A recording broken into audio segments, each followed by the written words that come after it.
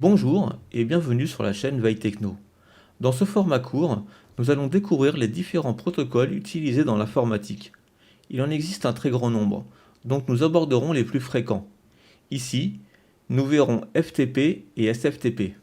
Mais avant de commencer, si vous aimez mon contenu et souhaitez me soutenir dans ce que je fais, merci de vous abonner et d'activer la cloche pour être prévenu lorsque je sors une nouvelle vidéo. Et pour les plus téméraires d'entre vous, un petit pouce bleu et un commentaire, ce qui m'aide beaucoup pour le référencement. Nous sommes désormais prêts pour commencer, je vous laisse monter dans le train de la Veille Techno et vous souhaite un bon voyage dans l'univers du réseau.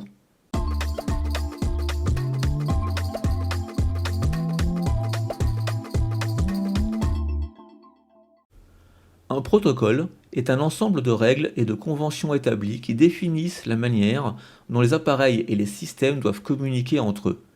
Ces règles spécifient les formats de données, les séquences d'échange, les méthodes d'authentification, de gestion des erreurs nécessaires pour une communication efficace et fiable. Les protocoles sont essentiels pour assurer l'interopérabilité entre différents appareils et systèmes, permettant ainsi à des technologies variées de fonctionner ensemble de manière harmonieuse et cohérente. Les protocoles de transfert de fichiers sont des normes utilisées pour l'échange de données entre des systèmes informatiques. Ils permettent le transfert efficace et sécurisé de fichiers d'un emplacement à un autre sur un réseau. Deux protocoles largement utilisés à cet effet sont le FTP et le SFTP. FTP est l'un des protocoles les plus anciens et les plus utilisés pour le transfert de fichiers sur un réseau TCP/IP.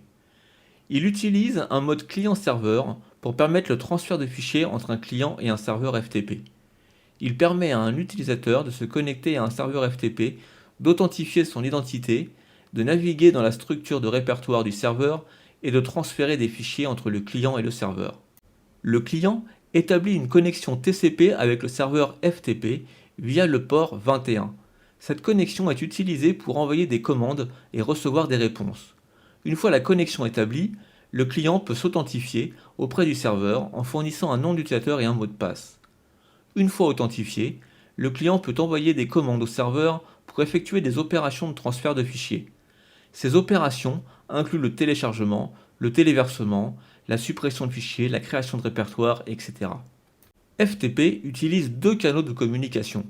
Un canal de commande pour envoyer des commandes et recevoir des réponses, et un canal de données pour le transfert réel de fichiers. Le canal de données peut être établi de deux manières.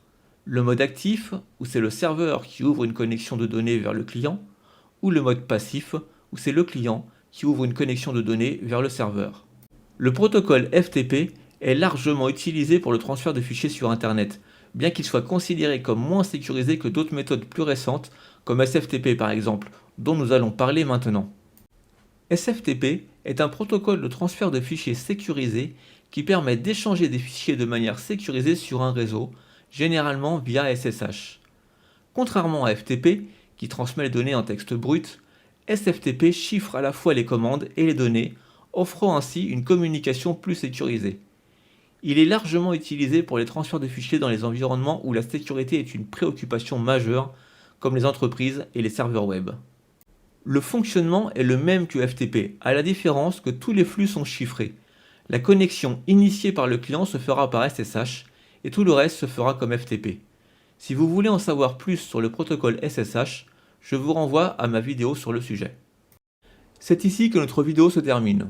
J'espère que vous avez apprécié notre voyage et qu'il vous a permis d'enrichir vos connaissances.